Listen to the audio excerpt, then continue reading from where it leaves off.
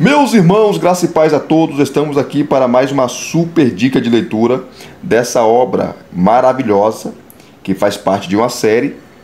A editora católica, Loyola, ela sempre trabalha, e traz muitas obras em série, assim também como a editora Paulus e outras editoras católicas que são maravilhosas. As editoras católicas são maravilhosas, trazem obras assim fantástica. É claro que nós não concordamos com a teologia católica em seu todo, mas eu não posso ser leviano em dizer que as obras católicas não são boas, são excelentes, tá? E essa obra,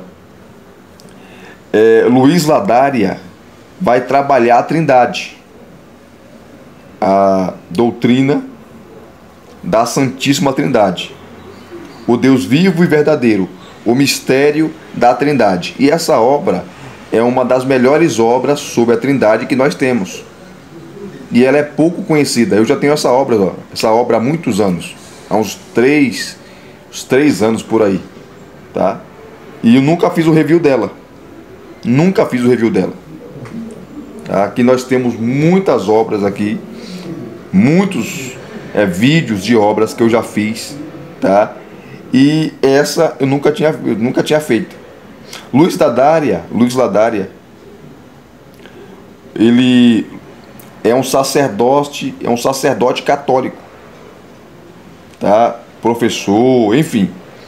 Então, e ele é muito conhecido, Muito conhecido. Tá aqui o currículo dele, ó.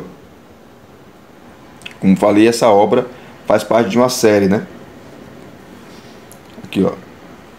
Luiz Ladaria, natural de Manacor, ou Maiorca, é professor de teologia dogmática na Faculdade de Teologia da Pontifícia Universidade Gregoriana, que fica em Roma. Em 92 foi nomeado membro da Comissão Teológica Internacional, tá? Então, ele vai falar aqui de maneira assim extraordinária da Trindade. Ok, ó, o que ele fala aqui, ó, ou melhor, para você entender melhor a obra, Aqui no final, ó, deixa eu aproximar aqui. A presente obra responde ao renovado interesse pela teologia da Trindade nos últimos tempos. 2 preocupações fundamentais estão na base desta obra. Primeiro, oferecer suficiente informação positiva dos principais dados do Novo Testamento, da tradição e do magistério da Igreja sobre o mistério da triunidade de Deus e das principais contribuições sistemáticas sobre o tema que orientaram na história a reflexão teológica ou exercem poderosa influência na atualidade. Segundo, articular esse abundante material em uma síntese coerente que revele a relação intrínseca entre as diversas questões estudadas. Convicto de que somente a partir do conhecimento do núcleo central da fé cristã em um Deus uno e trino é possível estudar os outros problemas que se relacionam com ele. O autor dedica atenção especial aos conteúdos de fé da Igreja e menos ao contexto em que essa é hoje professada e testemunhada. O título O Deus Vivo e Verdadeiro foi tomado do escrito mais antigo do Novo Testamento, a primeira carta de Paulo aos Tessalonicenses, capítulo 1, versículo 9. Para Luiz Ladaria, a primeira carta a ser escrita não foi Gálatas, foi a primeira carta aos Tessalonicenses. Tem essa briga aí, na academia. Qual carta foi escrita primeiro? Para muitos foi a primeira carta aos Tessalonicenses, para outros foi a carta aos Gálatas. Para o Luiz Ladaria foi a primeira carta aos Tessalonicenses, tá? Então, vamos aqui, ó. Essa obra tem no total, gente, aqui no final tem um índice onomástica, ela tem 431 páginas.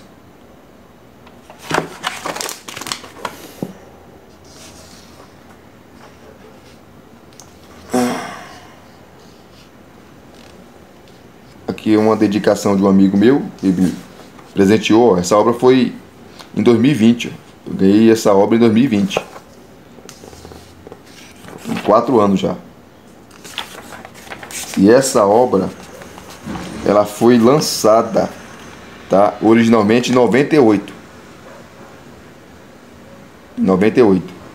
Eu nem pesquisei se o Ladaila está vivo, mas ele deve estar vivo ainda.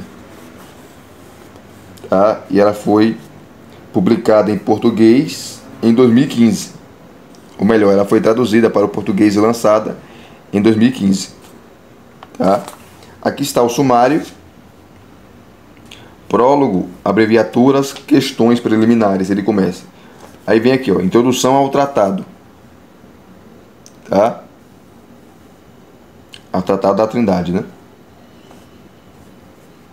Você pode pausar para ler aqui, ó, que o sumário é muito grande. Depois, o capítulo 2 aqui, ó, a relação entre a Trindade econômica e a Trindade imanente. Isso aqui muita gente confunde. Tá? Ele vai explicar o que significa isso. São termos teológicos, né? Mas ele explica de maneira fácil. A Trindade econômica, cada um tem sua função, e a Trindade imanente. Ele vai explicar esses termos aqui, ó. Depois, isso aqui são questões preliminares, tá? Aí, a primeira parte, uma visão histórica. Aí ele começa aqui, ó, a revelação de Deus em Cristo e a sua preparação no Antigo Testamento. Aí vem a revelação de Deus na vida de Jesus, estudo bíblico teológico, que ele vai trazer esse estudo maravilhoso. Ele começa aqui, ó, Deus enviou seu Filho. Isso é claro no Novo Testamento. Tá? A Trindade, gente, você pode ter dúvidas. Tá? É um mistério mesmo, que ninguém consegue explicar. Mas é bíblico. Tá lá. Tá? Todas as seitas, né? Você tem o unicismo, também chamado de modalismo, que tenta explicar que o Pai, o Filho e o Espírito Santo é a mesma pessoa. Isso é loucura. Porque se o Pai, o Filho e o Espírito Santo é a mesma pessoa, e Deus, o Pai, enviou o Filho, então ele enviou a si mesmo? Jesus orava a quem? Orava a ele mesmo? Tá? Então o unicismo, modalismo e outras aí, correntes heréticas não explica, né? Então tá aqui, ó, Deus enviou seu Filho. Deus, o Pai de Jesus, Jesus, o Filho de Deus, Deus, Pai dos homens. Aqui continua. Jesus concebido por obra do Espírito Santo, o batismo e a unção de Jesus, o Novo Testamento e os padres, as posições recentes, a Trindade e a cruz de Jesus, a revelação da Trindade na cruz, na teologia contemporânea, aí reflexão conclusiva. Aí você pode ler aqui, ó, pausar para ler, ó.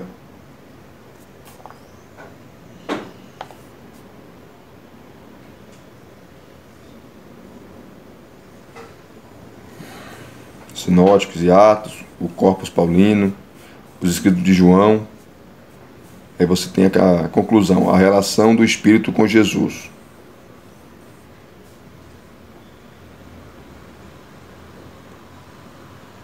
O caráter pessoal do Espírito Santo, segundo o Novo Testamento.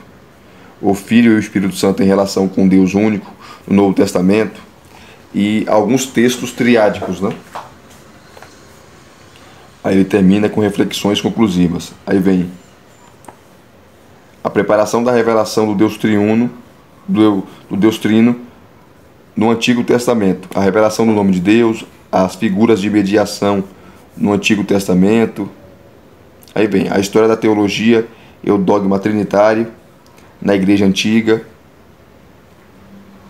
Os padres apostólicos e os padres apologetas, né? Os pais apostólicos e os pais apologetas, que ele vai citar os padres apostólicos, né? Vai citar os nomes e as obras, Clemente de Roma, Inácio de Antioquia, Epístola do Pseudo Barnabé, de Daquê, o pastor de Hermas, os padres apologetas, os apologistas, né? Apologetas ou apologistas, Justino Marte, Tassiano, todos falando da Trindade. Atenágoras, Teófilo de Antioquia. Aí vem aqui, ó, teologia do final do século II e do século III. O cara traz uns dados históricos maravilhosos. Aqui, ó, Irineu de Leão, Tertuliano, Hipólito de Roma. Tertuliano que inventou, né, cunhou o termo Trindade. É claro que o nome Trindade não está na Bíblia, o nome, mas o conceito é bíblico. O conceito é bíblico, tá? Foi Tertuliano que trouxe essa questão. Hipólito de Roma, Orígenes, Novaciano, Dionísio de Alexandria e Dionísio de Roma. Depois, ó, a crise ariana e o Concílio de Nicéia, a luta anti-ariana no século IV. Aí vem isso aqui vai desembocar no Concílio de Nicéia. Ário, o presbítero, né, de Alexandria, que começou a ensinar essa heresia que houve um tempo na eternidade que o verbo, o filho, não existia e o pai cria o filho como a sua mais importante criatura e o filho agora começa a auxiliá-lo. Isso causou problemas e até hoje causa, né? Enormes. E essa heresia de Ário culminou no primeiro concílio ecumênico, que é o Concílio de Nicéia, em 325. Você está lendo aí, né? Vamos pausando para vocês lerem. Muito bom. Então a primeira parte ele trabalha o contexto histórico. Excelente. Daí ele termina aqui, ó,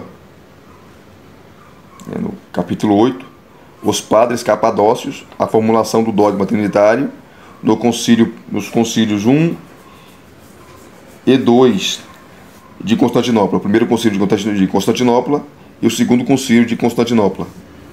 Tá? Os padres capadócios foram primordiais, né? Basílio de Cesareia, Gregório Nazianzeno e Gregório de Nissa.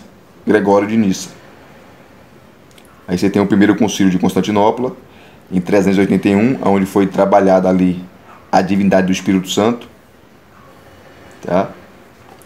Enfim, ele dá um apanhado geral. Essa é a primeira parte, a parte histórica, né? A segunda parte ele vai trabalhar a teologia em si, a parte teológica, né? Da economia à teologia, a reflexão sistemática sobre o Deus uno e trino, tá? Aqui é maravilhoso. Trinitas in unitate, a vida interna de Deus, as processões, as relações, as pessoas divinas. Das missões divinas às processões. O Pai envia o Filho e ambos enviam o Espírito Santo, né? Meu Deus, olha. Isso porque eu estou correndo, viu, gente? Mostrando aqui o sumário para vocês. Você pode pausar para ler, ó. Muito grande. Se eu ficar lendo parte por parte aqui, meu Deus do céu, o vídeo vai acabar aqui.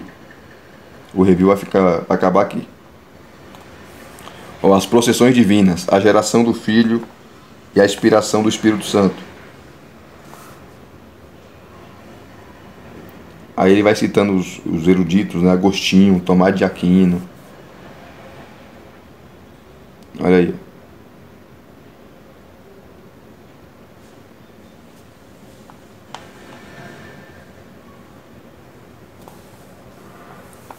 Vamos pausando para vocês lerem. A noção de pessoa em Agostinho.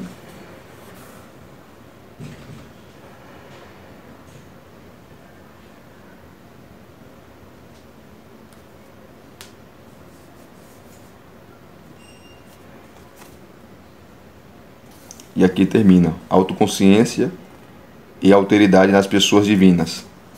Aí vem o capítulo 10. O Pai, o Filho e o Espírito Santo. Aí trabalha o Pai, origem sem princípio. Alguns elementos da tradição. O Pai, princípio do Filho e do Espírito Santo. O Pai, pessoa absoluta. É um livraço.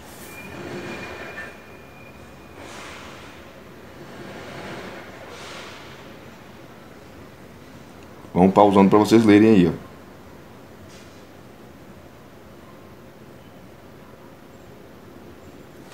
Aqui continua.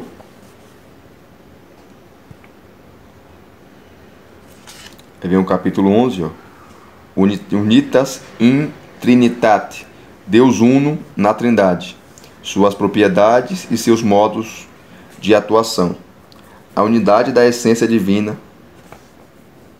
A unidade do Pai, do Filho e do Espírito Santo. O primado do pessoal. A essência divina. Olha aí, ó.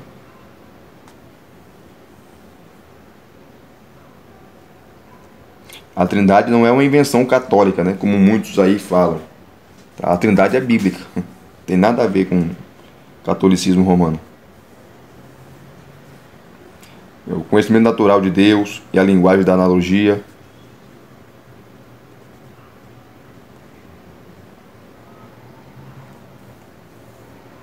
Aqui, ó. Aqui ele termina, né? Aí você tem o epílogo, referências biográficas e índice onomástico. Tá? Então, a primeira parte é a parte histórica e a segunda é a teológica. Tá? Show de bola. Vamos pegar um capítulo aqui, como por exemplo, nós pegarmos aqui, ó, os padres apostólicos e os padres apologetas, a página 135. As folhas não são amareladas, são brancas. Eu acho até melhor.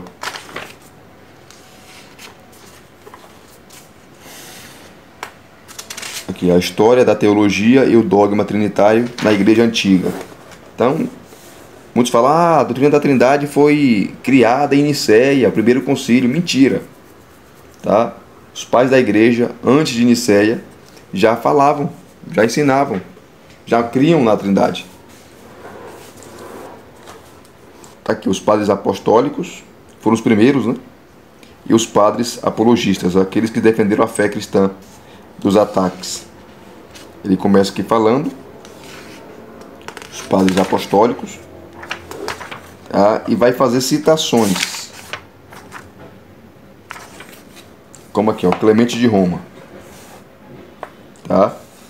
Que escreveu aquela famosa carta, né? A Igreja de Corinto, acho que 2 cartas à Igreja de Corinto. Com a carta aos Coríntios, do Bispo de Roma, Clemente, morto por volta do ano 100, nos encontramos no ambiente teológico romano no final do século I. As fórmulas trinitárias, mais do que a teologia trinitária, já existem em Clemente. Citamos alguns dos textos mais claros. Porque há entre vós discórdias. Acaso não temos um único Deus, um único Cristo, um único Espírito de graça derramado em nós? Olha só. Não deixe de ser curioso que sejam as discórdias na igreja a ocasião que dá lugar a essa fórmula triádica, mas nela não se sublinha a unidade dos três, como seria de esperar, senão que cada um é único. O Pai é único, o Filho é único e o Espírito é único. Aqui ele vai continuando. Ele vai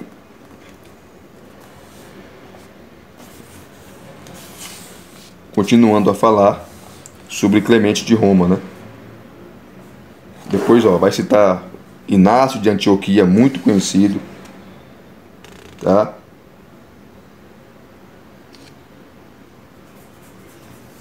Encontramos no Marte Santo Inácio, né? A Igreja Católica sempre gosta de chamar as pessoas de santo, santo isso, santo aquilo, mas não vou chamar de santo, não, vou chamar de Inácio só. Encontramos no Marte Inácio, morto por volta do ano 110, alguns pontos de contato com Clemente Romano. Também ele relaciona de algum modo a unidade da igreja e a Trindade. O que ele vai falar aqui, ó: esforçai-vos em permanecer firmes na fé e no amor, no Filho, no Pai e no Espírito Santo, no Espírito, no princípio e no fim. Submetei-vos ao bispo e também uns aos outros, como Jesus Cristo, ao Pai segundo a carne, e aos apóstolos a Cristo. O Pai e ao Espírito. Ao Pai e ao Espírito. Aí ele vai continuando a falar, e aqui você tem, ó, as notas de rodapé citando, né, as fontes que ele usou, que é Inácio de Antioquia.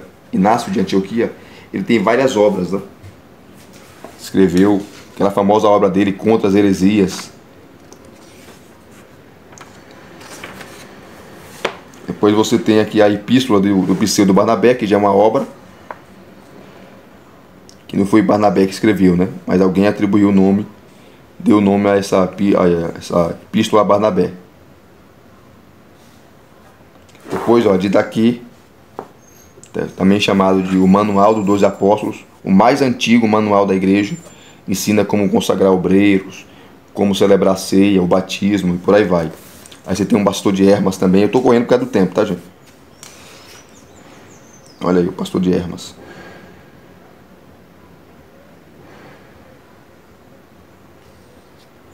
Uma obra também muito conhecida.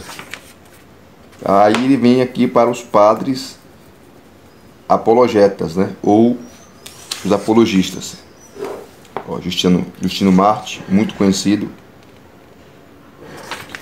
Tá? Citando aqui, ele vai falar já do conceito trinitário. Ó, Taciano, muito antes de Nicéia. Taciano. Atenágoras, né? De Atenas.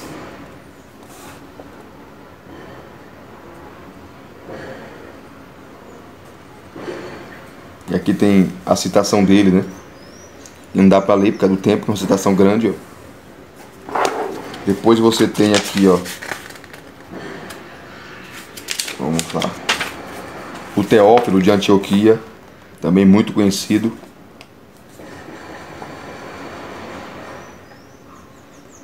Teófilo de Antioquia. E aqui termina. Ele vai trabalhar aqui a teologia do final do século II e do século III. Aí começa citando aqui o Irineu de Leão, o famoso bispo de Leão. Tá? Também outro baluarte, né?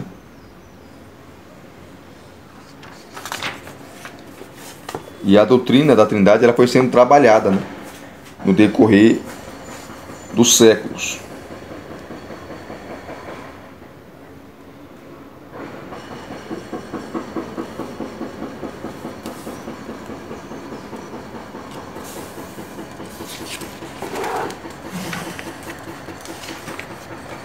Ó, Tertuliano, esse aqui é conhecido, né?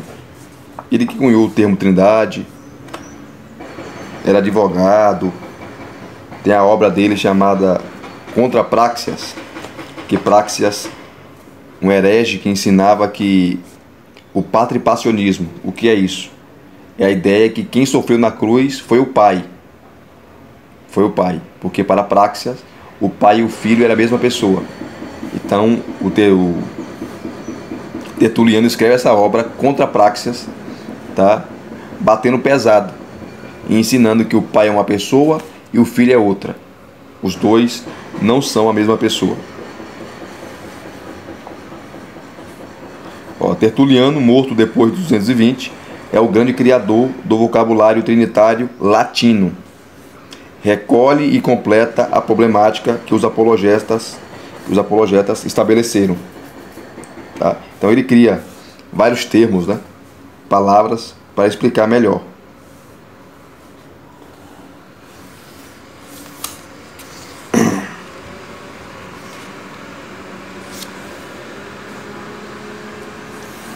Tertuliano. Meu Deus, muita coisa.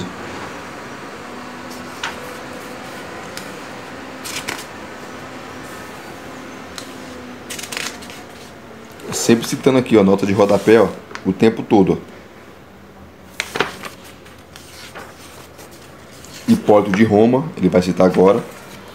Orígenes, que depois vai ser condenado como herege, né, que escreveu muita besteira também. Porque não existe teólogo perfeito, né? mas ele teve sua importância na história, Orígenes, em relação à Trindade aí, né?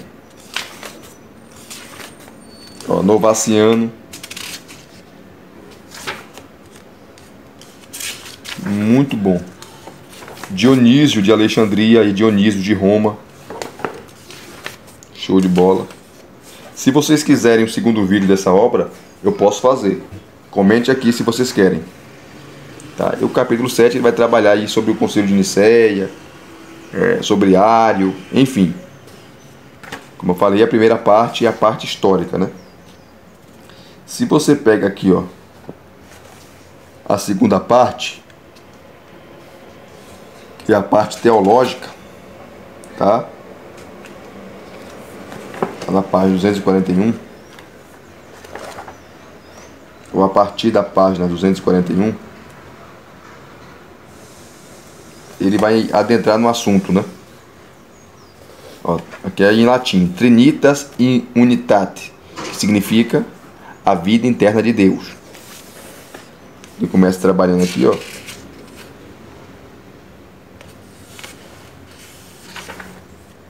Aí depois ele vai começar a trabalhar das missões divinas às processões. O que é processões ali? O Pai envia o Filho procede do Pai, e ambos enviam o Espírito Santo. Tá? Ele vai trabalhar aqui essas questões do Pai, do Filho e do Espírito Santo. Tá? E cada um é distinto, né? O Espírito Santo tem as suas funções, o Filho tem as suas funções e o Pai também. Só que os três trabalham juntos, né? Você vê que Deus é eterno, o Filho também é eterno. Você vê que o Filho é Deus, o Pai também é. Enfim, ele vai trabalhar essas questões aqui, nessa segunda parte. As processões divinas, a geração do Filho e a aspiração do Espírito Santo. O Filho foi gerado, gente, não foi criado. Tá? O Filho já existia na eternidade. João capítulo 1 é claro sobre isso. Tá?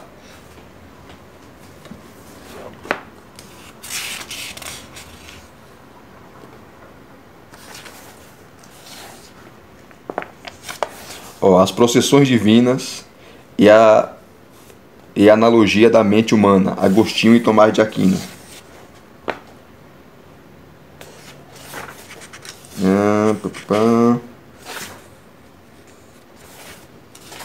Cadê? Ó, as relações divinas.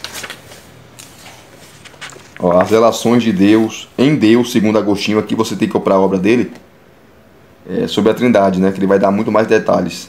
Agostinho foi espetacular mesmo. É considerado aí por muitos um dos maiores teólogos da história, né?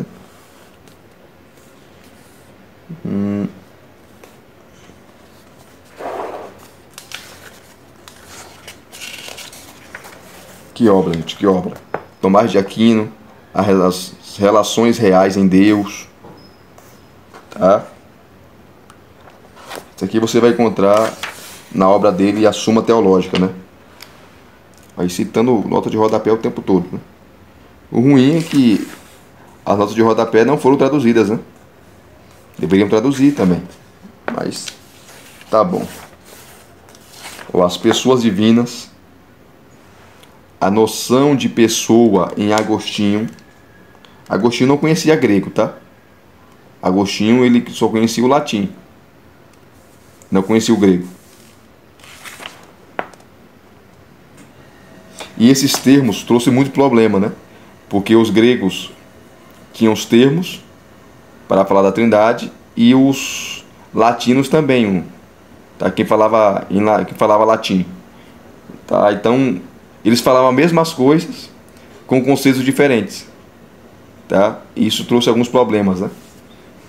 Em relação à Trindade, em relação a definições e por aí vai. Quem estuda a história da igreja sabe disso. Vamos lá.